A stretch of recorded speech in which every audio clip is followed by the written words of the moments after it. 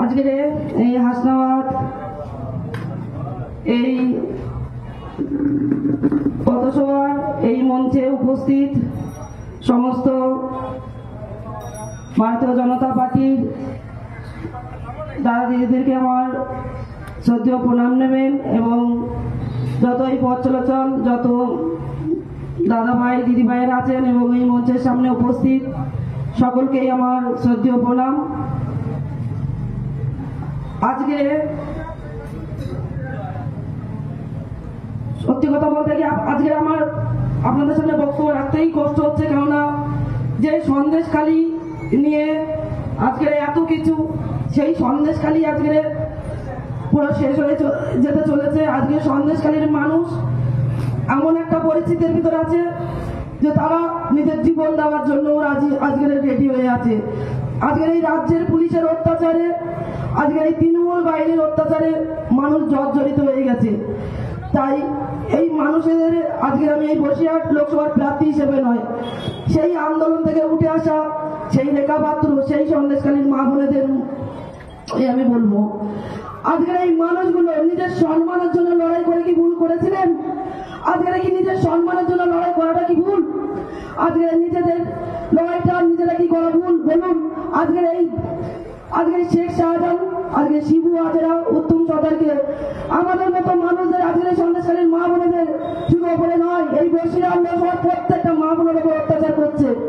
প্রত্যেকটা কোনায় কোনায় এরকম শিবু হাজরার মতো মানুষেরা আছে।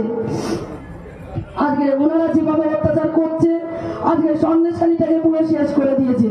আর আজকে ওনাদের একটা পরেও আজকে এই সন্দেশখালী পঞ্চায়েত প্রধান দিলীপ মল্লিক আজকে উনি কিছু গুন্ডা বাহিনীদের তৈরি করেছে, যেমন এই সৈকত দাস,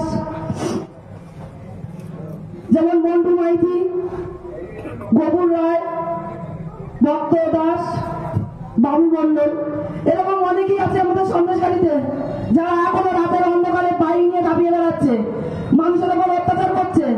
আর হয়তো এখানে রোহিঙ্গা বললে আমার মুসলিম ভাই বোনেরা হয়তো রাগ করবে, কিন্তু তাদের উদ্দেশ্যে আমি বলতে চাই, আপনাদের ঘরে মা বোন নেই, আপনারা মা বোনের মায়া বোঝেন না, তাদের ইজ্জতের দাম দিতে জানেন না।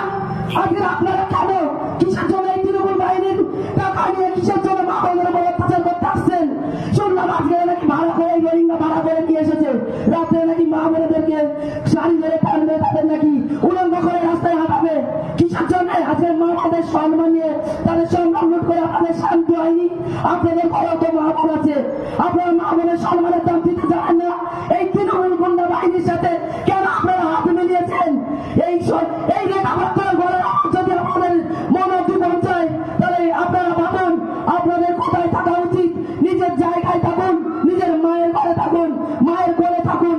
কোন হিন্দু মায়ের সম্মান নিয়ে চিনিমিনি খেলবেন না, কারণ এদের অভিশাপ আপনাদের জীবনটা শেষ করে দেবে। ওনাদের মনে যে, ওনাদের বুকে যে আগুন জ্বলছে, সেই আগুন তোমাদেরকে জ্বালিয়ে পুড়ে শেষ করে দেবে। তাই এই ছোট্ট বোনের কথাটা শোনো ভাই, তোমরা এমন কিছু করো না যে জিনিসটা শেখ শাহজাহানের প্রেরণা হয়েছিল। আজকে মুখ্যমন্ত্রীর আশীর্বাদে যে শেখ শাহজাহান আজকে সন্দেশখালী বলবান হয়েছিল, সেই শেখ শাহজাহান আজকে আপনাদের পেছনে। তাই আপনারা এমন কিছু করবেন না যাতে আপনাদের এই পশ্চিম বাংলা চারটা হয়, এই ভারতবর্ষ চারটা হয়। আমাদের যেমন এখানে স্থান আছে, আপনারাও স্থানীয় হতে চান, যদি আজকে যদি এই বাংলার যদি বাস করতে চান ভালোভাবে সুস্থভাবে, তাহলে এটা করবেন না। কেননা এই হিন্দু যেমন আর আপনারা মুসলিম, কাউকে আমরা পর করে দেখি না, সবাই আমাদের কাছে আপন। আপনারা এই তৃণমূল বাহিনীর কথা শুনে এমন কিছু করবেন না মা বোনের সাথে, যেটা আপনাদের জন্য খুব খারাপ হয়। আজকে যে রাতের পর রাত মা বোনের অত্যাচার করছেন, এই অত্যাচারটা আপনাদের ঘরের মা বোনের সাথে হতো, আপনারা কি করতেন? আপনারা কি চান? হয়নি এমন তো নয় আপনাদের মা বোনের সাথে। যেখানে যাচ্ছি সেখানেই শুনছি যে আপনারা অত্যাচারিত, তাহলে এটা করবেন না। আজকে সন্দেশখালীর মা বোনেরা ইয়াসিন নিয়ে বসে আছে, হয় জীবন দেবে না হলে জীবন দেবে। আজকে রাজ্যের পুলিশ কি করছে? রাত্রে গিয়ে পোশাক পরে মুখ দেখে যাচ্ছে, মুখ দেখে চোর গুন্ডার মতো যাচ্ছে, গিয়ে মা বোনদের তালা বেঁধে ঘরে ঢুকে তাদের ঘরে সোনা দানা টাকা পয়সা লুট করছে, মা বোনকে মারছে, ঘরে খাটের উপর থেকে বাচ্চাকে চুড়ে বাইরে ফেলে দিচ্ছে। এগুলো কি রাজ্যের পুলিশের স্বভাব দেয়? আজকে এই রেখাপাত্রের সিকিউরিটির জন্য রাজ্যের পুলিশ দিয়েছে, কি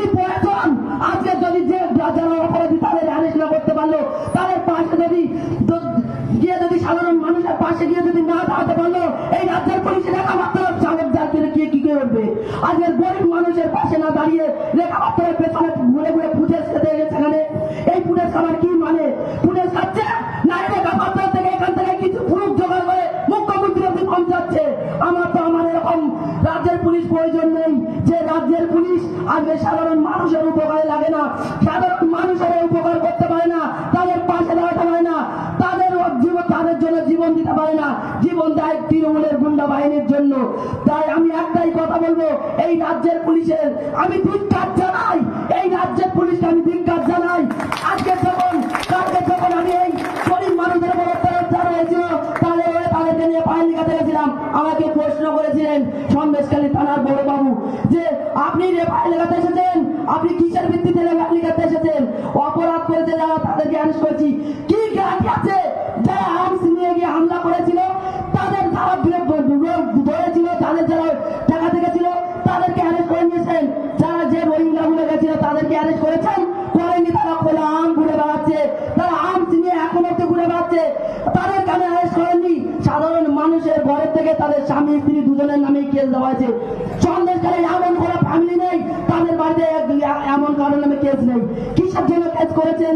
আজকে যখন দিলীপ মল্লিকের নামে কেস করতে যাওয়া হয়েছে, প্রমাণ চাচ্ছেন যে দিলীপ মল্লিকের নামে কেন কেস করবো? আমি বললাম আপনি ডাকুন স্যার, দিলীপ মল্লিকের ডাকুন, কেন কেস করা হবে সেটা আমরাই বলবো।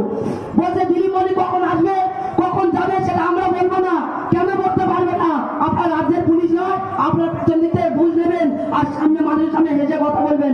আপনাদের মতন মানুষদের, আপনারা পুলিশ নয়, আপনারা হচ্ছে তৃণমূলের গুন্ডা বাহিনী। তাই আপনাদের মতো পুলিশ অফিসারদের আমার এই সন্দেশখালীর মা বোন নয়, এই বর্ষিয়ার লোকসভার প্রত্যেকটা মা বোন আপনাদেরকে ধিক্কার জানায়।